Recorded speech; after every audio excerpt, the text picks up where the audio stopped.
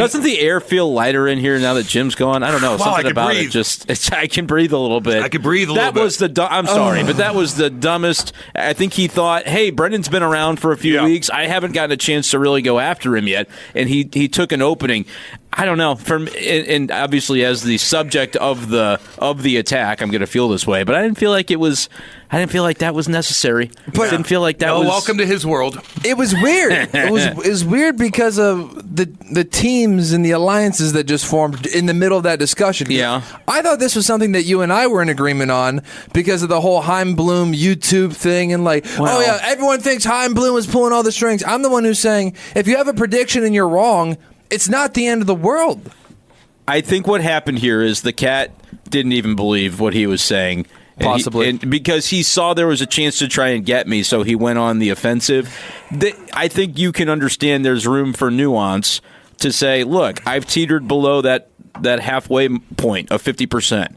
I think they're less likely to make it than they are not to make it, but that doesn't mean they're dead. I don't really engage in those they're dead conversations, in that you would say, well, you're further from the fan base, right, when you refuse to put yourself out on the limb and make a prediction. That's fine. I'll own that, but I'm not out to predict they're dead. I'm here to say, well, as of today, the path is difficult, so I would predict they don't. Yeah, make they're not it. that good, dude. It is what it is. I don't want to be the guy that goes on TV and just says things he doesn't mean because he wants to predict crazy things. You go on TV? Oh, no, but TV people do. He kind of really wants to be that guy. Hell yeah, he does. Like, the part where he said, I don't want to be that guy was the clean least up that mop. truthful. You better clean up that mop. I'll stay with radio. All right. I agree with that. Hey, no, you know what? This is a new day and age. The curly hair, it could fades that. Oh, I don't know. Had this hair in college, there was no telling what could have happened in college. Oh my goodness. Well, why didn't it happen in college anyway? I didn't know what I was doing. Oh, wait, no, I had two long-term girlfriends in college. At the same time? No. Yeah. Coulda, woulda, shoulda, Cole. I know. Big mistake. You said that you were 100%, 49% on them making the postseason. That's right, yeah. Are you deterred at all by the fact that Baseball Reference's algorithm has them as 0.2% of making the postseason? I am not deterred by a Baseball Reference algorithm, no. Okay. Sorry. Morning, boys. Morning. Late tuning in and first-time texter here, and maybe should have sent it in while the simp coward was still there. But has anyone brought up the quote of Bill DeWitt II after the firing of Matheny, the Don? Yes, hey, that was brought up on the show yesterday. What'd he say? Pretty sure it was John Boy, Indiana. So if I go find him, I think I have it. Okay. In some places, a winning record or even 500 is acceptable. Not with this city, not with this franchise, not with its history, and not with the fans. So basically, a team that was mired in about five. Like when Matheny's team was threatening to go under 500 at a midpoint in the year, they were like, "This is really bad. We got to fire this guy," and like they did.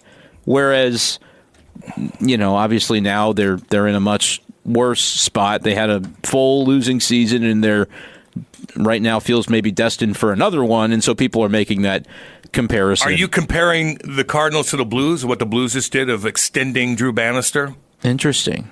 I like that angle. Because the Blues didn't really win anything last year either, but what were they 13? Were they 30-20 with Bannister? They were better with him, right? Than they were before. better. I don't listen. People are asking me about it. I'm like, it doesn't really sway me either way. I'm like, yeah, okay, that's fine. 2-year deal. He knows the young guys. You're not in the spot to go go pay for a $5 million coach that's been around for 25 years. Do you think they kind of wanted to, though? Like a part of them was like, oh, if there's a big name, maybe that can turn this thing around? Maybe they wanted Monty if he wasn't going to be extended. That was the one I thought. And so Monty, in Game 7, they go out there and Pasternak gets called out by Jim Montgomery, and what's he do? What do good players do when they get called out? They go out there and they kick ass and take names and they take games over. That's exactly what Pasta did and saved his freaking job.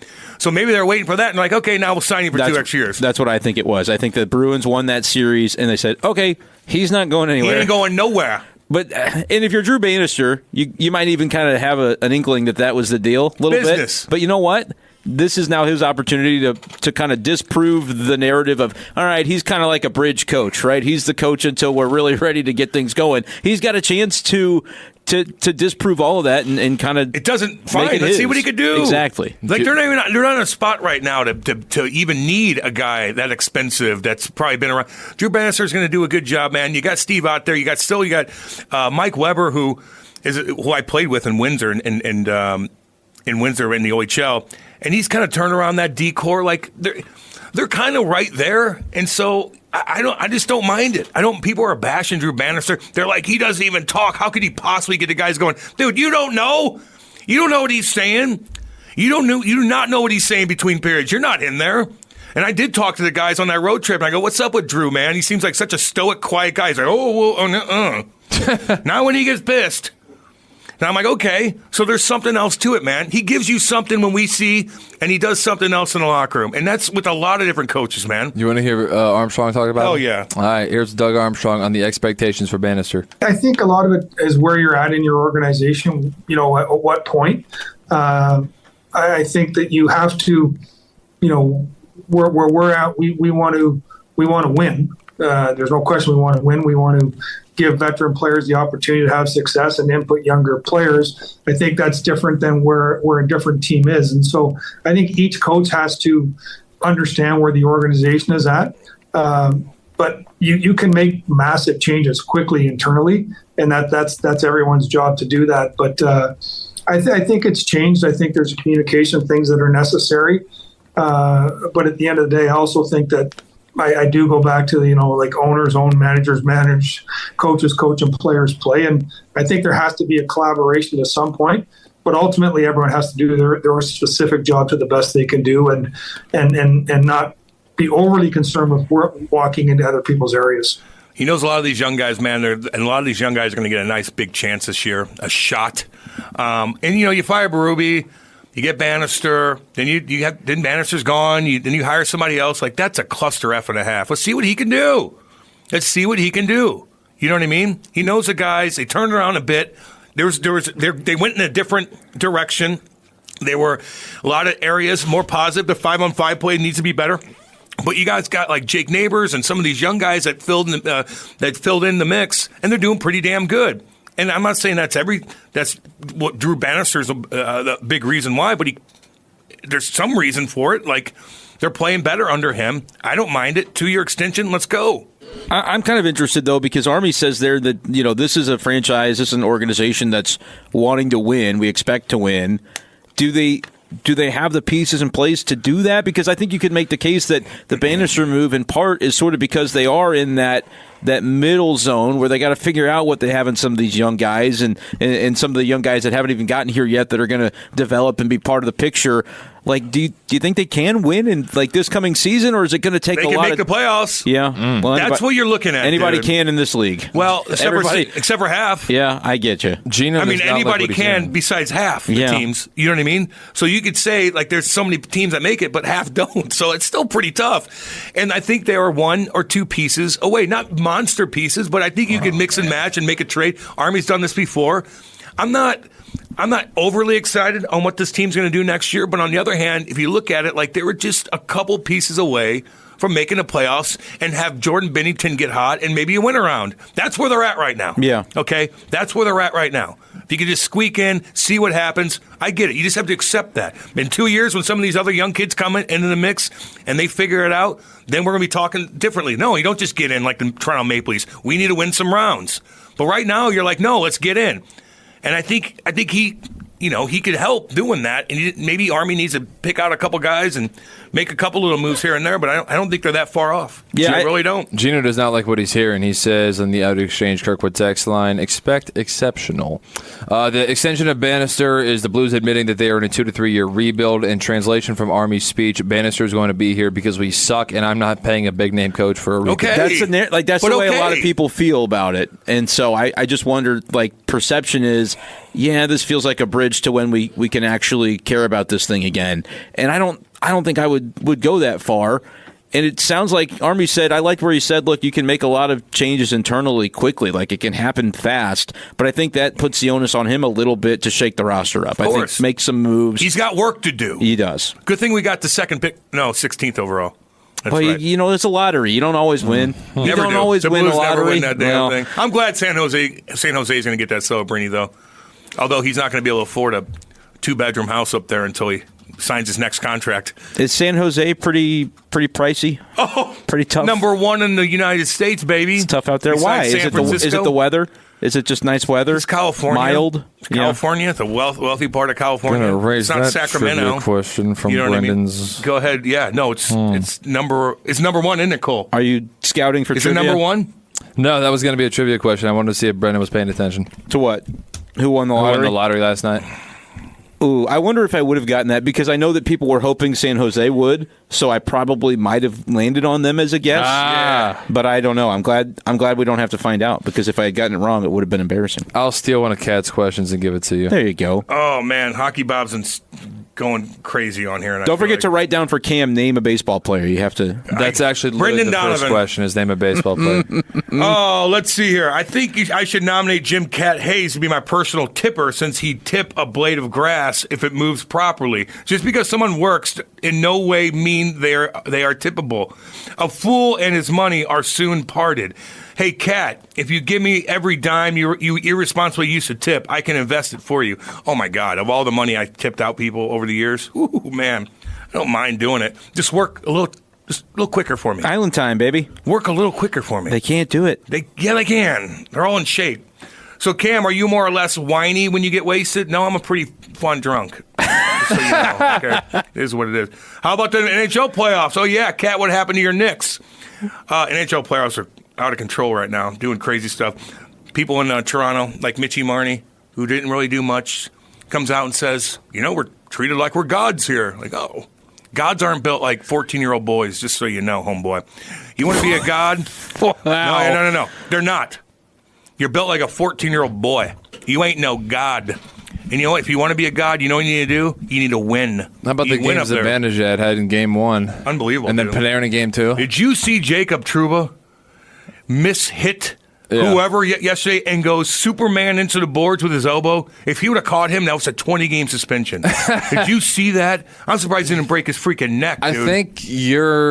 I think Brody tweeted that out on your guys' account. Whoa, God dang. Calm down a little bit. We don't need you to get dinged for 20. The energy in the playoffs, he's got some adrenaline flowing through You his see veins, that mug? man. Look at that. He tried. Superman hit, dude. That's attempted manslaughter, but I don't think you get anything for that in hockey, I guess. Wow. Yeah, there were some crazy games, man. Crazy game. I love watching hockey, dude, in the Bahamas for some reason. Like, it's really cool. Everybody down there, it was on every screen. Yeah. Sports, everybody's betting money on stuff. It was pretty interesting, dude. It was pretty cool. Oh, my gosh. What? You can't leave your feet to go up at someone's neck like that. No, man, that's what I used to do, man. And I started getting dinged for it. Dude, I want to launch into guys. So you got to bend You get down. fined for that back in the day? They fine you? God, yeah. More or less than your tips in the Bahamas? I started getting dinged, man, my last couple of years because I was just catching guys like hard. And they kind of changed the rules up a little bit. I used to, my jam was, before they changed the rule, was I would back check. And then I'd catch up to the guy with the puck. And he wouldn't see me because I'd be on the right side of him. And he'd go down, he'd be on the left boards, and he'd dump it in. And he'd turn to change, and I would catch him right there so hard. Knockout, boom, everything flying in the air. And then I started to get dinged for it. Were you able to feel on the ice when you knew that you had the other guys just thinking about you and out of their own head? Since I was a kid. In their own head. Since I was a kid. Okay. It builds your confidence up. Let me tell you that right now. Especially with kids, but I mean like the pros. Hell yeah. Like, here he is. Hey, watch him. Yep. Hey, they look at each other like he's out here. He's out here. When you see somebody screw up and you know because they're thinking about where you are and not about what they're actually supposed to be doing. Oh, man. That's got to be the best feeling ever. I would do this too. Like if I knew I was committed to a guy and it was going to be late and I'm like, I can't hit him, but I'd go in and be, rawr! And be, Jesus. Yeah, dude. Or I'd hit the glass right in front of him just maybe catch his stick. Just so make I him don't think. catch his body, but I catch his stick so he has to stop. And then so you never want a guy, you never want to go down and miss a guy, then he gets 3 steps on you and you're caught. So I'm always in front of him. So if I miss them, I'm going to hit their stick and their stick's jammed up. Now I'm still ahead of him. I slow him down so he's not going to lead up into the play and maybe get that pass in the slot because no one's paying attention to the defenseman coming in. So there's a lot to it. There's a skill set to it, man. I like it. Now, you're a guy that you're in the Bahamas, you're having a good time. Partying. You notice, that beer's $14. Maybe we're going to take it easy. How much did you hate it when you would get fined? I mean, you're looking at the $14 beers. You like to be smart with your money. At the time, you weren't that worried about it, or oh God, no, not at all. Okay, I should have been more. Now, yeah, because Kate and I we're not making show dough right now at all. Okay, I don't have kids, but we still got to be somewhat conservative. And when you're hanging out with guys like that, don't really care. Yeah, you can't keep up with them. Yeah, when I was young, playing with guys making 7, 8, 9. I'd keep up with them, but I still could because I was making 6, 7, whatever it was, and you still do that for not everything, not the vehicles, not the house, but just like the lifestyle. I'm going to go to the nice $200 buffet, seafood buffet. I'm going to go to sushi twice a day, whatever it was when I'm young. I didn't give a damn. Now it's different, man. Sometimes you just gotta be aware of your surroundings because we could drink. If I wanted to sit down and drink all day, like that's going to be, and you're sitting at a bar and they're $14 a pop or $20 a pop. But a lot of times we just go have a party at my buddy's place, that bungalow, dude. Oh my God, Cole, you should have came down. I don't know what the hell your problem is. You should have came down. I would have gladly been there. It's like I don't think I remember the invite. So funny, dude. That would have been so funny, man. You would have had a dang good time. I would have been off doing my own thing. I would have just been on the beach, just going, having a good time. Well, you were doing whatever. You looked jacked in your photos, by the way. I look fat in some of them. Your arms and shoulders look jacked, though. I was worried about taking my pale-ass shirt off at that pool party where everybody's jacked and thongs are thrown, out the wazoo. I'm sure it went fine. But then I'm like, take it off. Let's go. Let's go. Get a few beers in you. You Didn't don't care. Yeah. Did not give a damn. Have you got, well, listen, the one thing I did notice, I know it has nothing to do with sports. What do you think I'm talking about?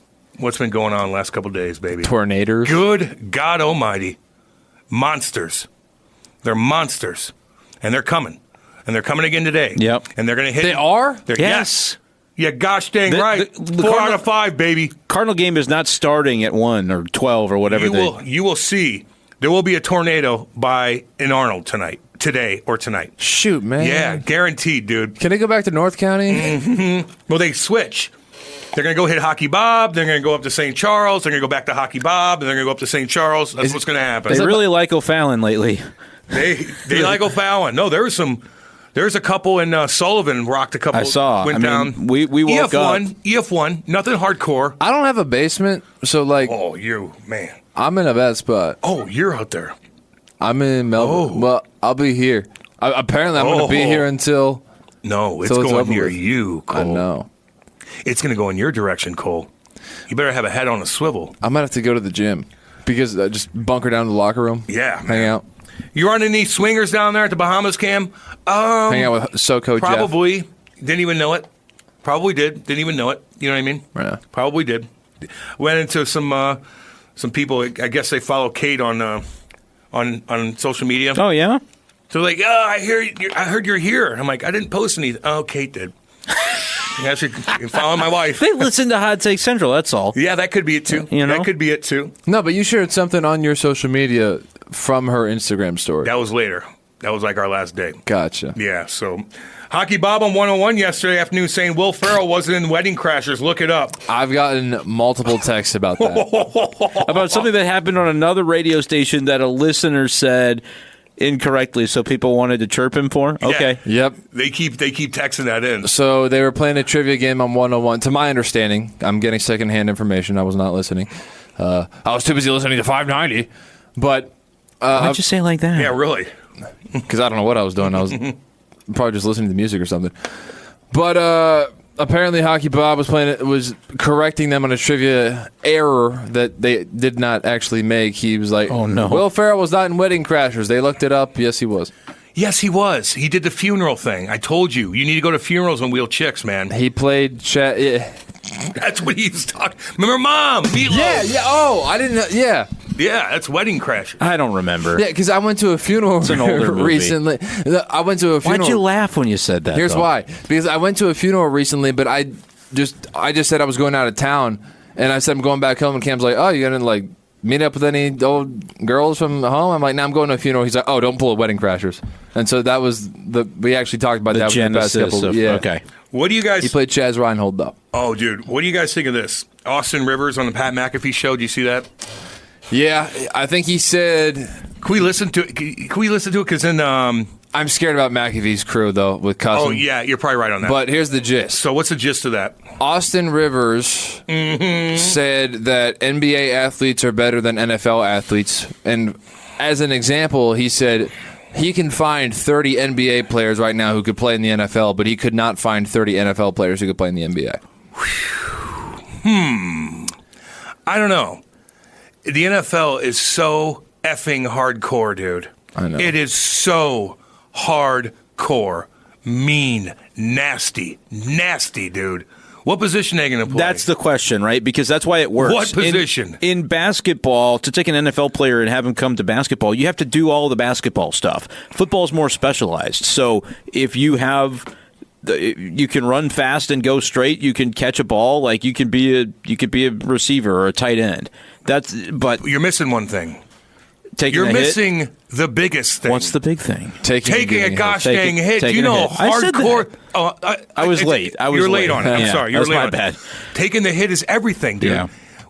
Brennan, I like, hey, make that little L route or whatever. Now I get you. Yeah. But then you got the big boy. Yeah, he's from coming. Louisiana who's 260, who could run a 4.3, and he sticks you right in your sternum. You gonna eat that, LeBron-y boy? I'm not gonna eat that. LeBron, you gonna eat one of those? Are you? Can you imagine LeBron? They barely touch him. He flies like, ah! God, I would love for one of those just linebackers just to have him just run a route and get stuck and just see how he is. See if he wants to catch that ball. And then if he gets stuck one time, make that route again and see if your eyes are going to be on the ball or your eyes are going to be on the monster. Yeah. I don't know, dude. Will Compton's going off on, oh, yeah, dude, I love it. He's cool. Yeah, they're Banter boy, by the way. Really? Yeah. He's got new teeth, too, doesn't he? He has new teeth. Thank goodness. Wow, they were beat up before. He looks handsome now. Yeah, he's a good-looking dude. And, did you see the J.J. Watt response to Austin Rivers? Yeah. What did he say? He said, "You don't got a job in either league right now. Go ahead and try it." That's a damn pretty good. Is damn good right there. Now, I have one guy off the top of my head who played college basketball, did not play college football at all, and went to the NFL, and has had, maybe is still having a decent career, Mo Alley Cox. So he played at VCU, actually in the same conference as SLU back in the day. I think they were in the A-10 at the time. They may have been in the Colonial Athletic or whatever they were before that, but he was on that Final Four team. I don't know if he's still in the league, but he hung around the league long enough for it to be respectable. There are a decent amount of NFL players who actually did play college basketball. Yeah. Now, for like a year, because they eventually dropped it to focus on basketball. But football. To focus on football. But DeAndre Hopkins played basketball for a year or two at Clemson. Eric Armstead, who's a defensive lineman, played like 2 games of basketball at Oregon before quitting that. I know for a fact Garrett Wilson with the Jets, he had offers for both sports at Tennessee. So if he went to Tennessee, he could have played both if he wanted to, but chose to just stick with football. There are examples of tight ends. Julius Peppers played college basketball. Those Jimmy guys are Graham. such good athletes. Listen, NFL guys are such good athletes. They can adapt and play and probably play basketball. They had the size, they got the athletic ability. They all could jump. They all could run. They could squeak in there. NBA players can certainly go to the NFL and make routes, probably throw a ball, do this until you start getting physical, not NBA physical. Well, because the league in NBA is physical, but it's a different thing. This is such a God. Man, even being a lineman, get the biggest basketball player and have him just sit down in the guard, and all of a sudden you're on blah blah blah blah, and you were getting landed on. Those guys couldn't handle that. You can run routes, you can go to practice and look good and jump and make a nice catch, but once you start getting hit, I think those guys would fold like a freaking... Drake London, who got drafted 8th overall, was a 4-star basketball recruit when he went to USC. Like, these guys are some dudes in the NFL, too, especially at the wide receiver position. I remember people used to talk about, like, what would be the all-NBA football team, and they're like, oh, could you imagine how good of a safety Russell Westbrook would be? I'm like, I don't know. I've never seen him hit anybody. That's a good point. Yeah, how do you know? How it's being a safety and the NBA timing everything, and all of a sudden finding that timing and sticking these guys, man. The and every NBA time you hit a guy, too, fake it hurts guys. you. No doubt. Fake tough. They're fake tough, dude. There might be some that could do it. tough. There might be some that could play, but I don't. Ben know if Wallace it's- back in the day could have done it. Maybe He could have done it. He was real tough. because if they have the lot of fake background, tough, though. like Cole's mentioning, a lot of names that have done both, and if you have the background where it's not like you've never played football, then there might be some familiarity there, and it is physical in the NBA, so there could be some that could do it, but I think just to say it as a blanket rule, as a general statement that it would be easy to do, I don't. Sit down. Hey, do you guys see Edey's first pitch? Yes. I have mixed Oh, feelings no. on it. Okay, me too. Zach Edey tried to throw a baseball. Look, check it out. No. He knows how to throw a baseball. He just threw it. That's it. He just would have cleaned out the dude in the left-handed batter. No, he threw it hard, dude. Screw that. That wasn't. He was kind of. It wasn't pretty, but at least he threw the damn thing. But here's the problem. Because it was old footage. He threw it, though. He did. During the NCAA tournament, old footage of him from high school came out because baseball social media accounts were Zach Edey was a news story, and so baseball themed social media accounts were digging up old high school video of him throwing a pitch, and it's like, can you imagine facing Zach Edey on the mound and you go out there and you see some 7'4" dude on the mound throwing at you? And so people were kind of scary. People were kind of hyping up Zach Edey as a baseball prospect solely because he's 7'4" and solely because he played baseball. So there were some expectations for his first pitch, and for him to throw it as wide left as he did is disappointing. But don't get me wrong, He threw it. he looked Okay. like he knew how to throw a threw it, baseball. dude. I'm going to defend him. Me too. I think he might have just done that on purpose in some way. Really? Clark the Cub is catching the pitch with a giant fake novelty glove. If you're Zach Edey and you want to show you can throw hard, and they give you Clark the Cub, literally the mascot, to catch the pitch, you're not going to light up this dude in a mascot costume. So I think maybe if he wanted to throw it hard, the only way to do it was to not have it be caught. If you watch it, And hit some poor girl in the back holding the camera. no, I mean they've got the bricks and the advertisements back there that it bounces off of. He obviously tried to throw it hard, but the glove is, again, it's a novelty. It's not a real glove. Like this mascot would not be able to catch a real fastball if he was going to throw it on target. I didn't mind it. I don't have an issue with it because I think the mascot is catching the pitch. Give him a player. Who's the tall guy that was first pick overall? Wami. Oh, Wemby? Victor. Wembanyama. Watch him throw Victor a pitch. Wembanyama. That looks goofy. Yeah. Watch. Well, some of his those limbs other, aren't supposed to do that. He's too. throw the damn ball. He's too Come big. on. He's the wrong size for It baseball. drives me nuts how some of those guys don't know how to throw a damn baseball. I guess they Jeez just never Louise. did as a kid. I don't know. I don't know either. I come from a part of the country where you just threw. played baseball. You did. That's the first toy I've ever had was Yeah, a ball. is a ball. Come on.